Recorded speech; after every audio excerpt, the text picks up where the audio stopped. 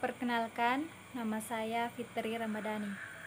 Materi yang akan saya bawakan yakni pengertian akhlak kepada Allah Subhanahu wa taala serta bentuk-bentuknya.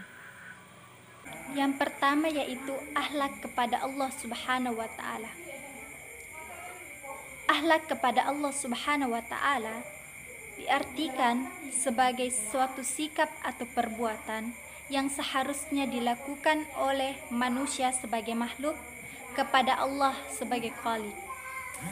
Sekurang-kurangnya ada 4 alasan mengapa manusia perlu berakhlak kepada Allah Subhanahu wa taala. Sekurang-kurangnya ada 4 alasan mengapa manusia perlu berakhlak kepada Allah Subhanahu wa taala. Yang pertama yaitu karena Allah Subhanahu wa taala lah yang menciptakan manusia. Yang kedua yaitu karena Allah Subhanahu wa taala lah yang memperlengkap panca indera berupa pendengaran, penglihatan, akal pikiran dan hati serta anggota badan yang kokoh dan sempurna kepada manusia.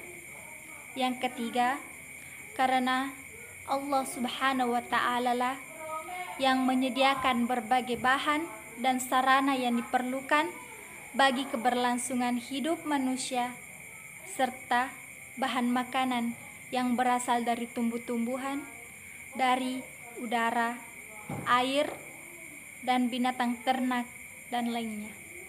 Keempat, karena Allah Subhanahu wa taala lah yang memuliakan manusia dengan diberikannya kemampuan daratan dan lautan.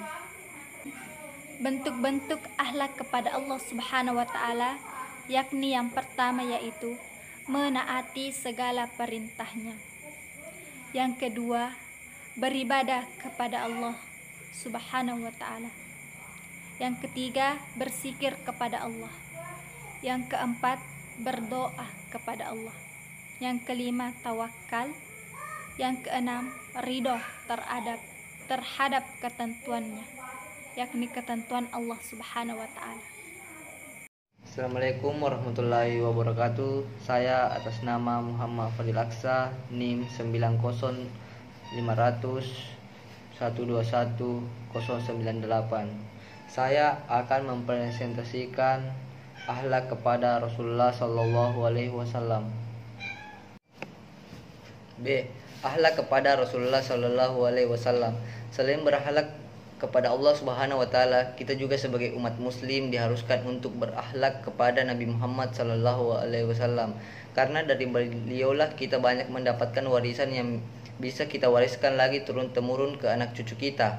Mencintai Rasulullah adalah wajib dan termasuk bagian dari iman. Semua orang Islam mengimani bahwa Rasulullah adalah hamba Allah dan utusannya. Adapun bentuk akhlak kepada Rasulullah sallallahu alaihi wasallam diantaranya A. Menghidupkan sunnah. Barang siapa yang menghidupkan satu sunnah dari sunnah-sunnahku kemudian diamalkan oleh manusia, maka dia akan mendapatkan pahala seperti pahala orang yang mengamalkannya dan tidak mengurangi pahala mereka sedikit pun. Hadis riwayat Ibnu Majah. B. Taat. Hai orang-orang yang beriman, taatilah Allah dan taatilah Rasulnya dan ulil amri di antara kamu. Kemudian jika kamu berlainan pendapat tentang sesuatu, maka kembalilah hal itu kepada Allah dan Rasulnya. Jika kamu benar-benar beriman kepada Allah dan hari akhir, yang demikian itu lebih utama dan lebih baik akibatnya. C. Selalu bersalawat. Membaca salawat harus disertai dengan niat dan dengan sikap hormat kepada Nabi Muhammad SAW. Orang yang membaca salawat untuk Nabi hendaknya disertai dengan niat dan didasari rasa cinta kepada beliau dengan tujuan untuk memuliakan dan menghormati beliau. D. Mencintai keluarga Nabi. Rasulullah SAW bersabda, "Wahai manusia, sesungguhnya aku tinggalkan 2 perkara yang besar untuk kalian. Yang pertama adalah Kitabullah atau yang biasa disebut Al-Quran, dan yang kedua adalah ikhrati atau keturunan. Ahlul baikut, barang siapa yang berpegang teguh kepada keduanya, maka kita akan tersesat selama-lamanya hingga bertemu dengan di telaga Al-Haud." Assalamualaikum warahmatullahi wabarakatuh. Perkenalkan, nama saya Surahmi dari kelompok 9.